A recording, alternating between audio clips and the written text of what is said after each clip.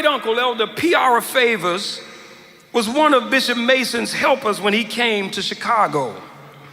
My grandfather, the late Dr. Isaac Favors, who often preached in the convocation in the 40s and 50s, he was an awesome preacher. I wish I was half the preacher that he was. He was also poured into by Bishop Mason.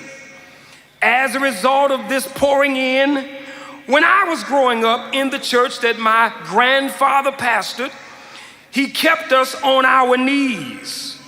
He kept us fasting. He kept us in revival. See, it's quiet. I can't get no amens about that. He kept us on our knees. He kept us fasting, and he kept us in revival. As a result, we saw, and I personally saw, the Lord's hand in the church.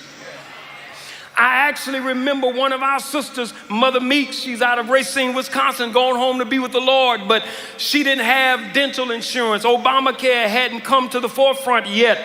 She had no medical insurance, but her tooth was hurting and she needed it to come out. And since she could not afford to go to the dentist, she prayed and said, Lord, I need you to do something about my tooth. She went to bed and woke up in the morning and the Lord had pulled her tooth. Oh, I can't get no help in here. I saw the Lord's hands. I saw church mothers that would sacrifice and give to the pastor and to the church to help the church go, and how the Lord would take care of them.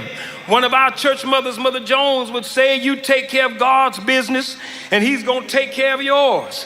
And the Lord would provide her with rent, would see to it that her gas stayed on, lights stayed on. She kept clothes on her back and food in her refrigerator. Her testimony was, if you take care of God's business, he'll take care of yours. I saw crutches that hung on walls because of the hand move of God, wheelchairs in corners, canes on walls, people that everybody thought was getting ready to die. I saw them come back to church praising God and giving him the glory. Look at somebody and say, don't doubt the power of God. Now, in my little time as a preacher, I've been blessed to see some of the same moves of God myself. In my own ministry, I've seen dead raised. Yes, I have. In my own ministry, I've seen people that they gave up for dead. One daughter comes to the church 2 or 3 times a year just to say hi, that she had went through the window and crushed her skull, and the doctor said she wouldn't live. If she lived more than 3 days, she would be a vegetable. And the Lord didn't even let me go to the hospital until the 3rd day. And when I went in there, she was in a coma, and I started talking to her in her coma until she opened her eyes and acknowledged my presence.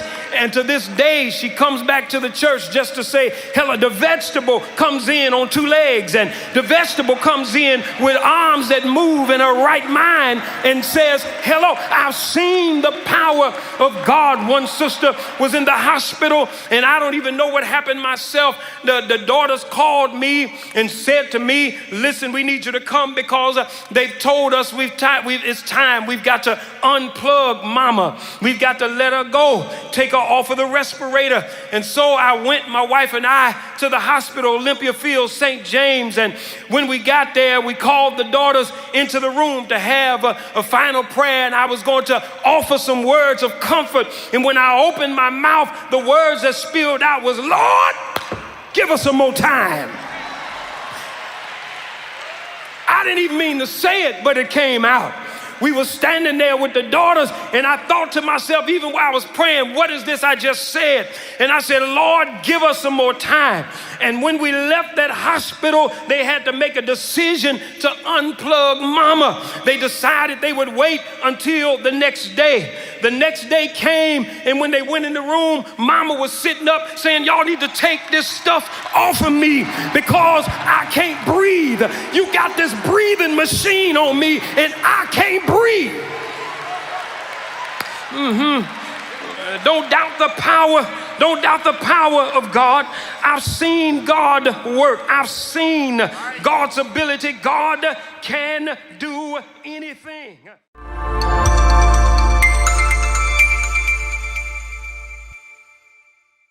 alone. He walks with me, I can't do it alone. He walks with me, I can't do it alone. He walks with me, I can't do it alone. He walks with me, I can't do it alone. He walks with me, I can't do it alone. He walks with me, I can't do it alone. He walks with me, I can't do it alone. He walks with me, never alone, never alone. He walks with me.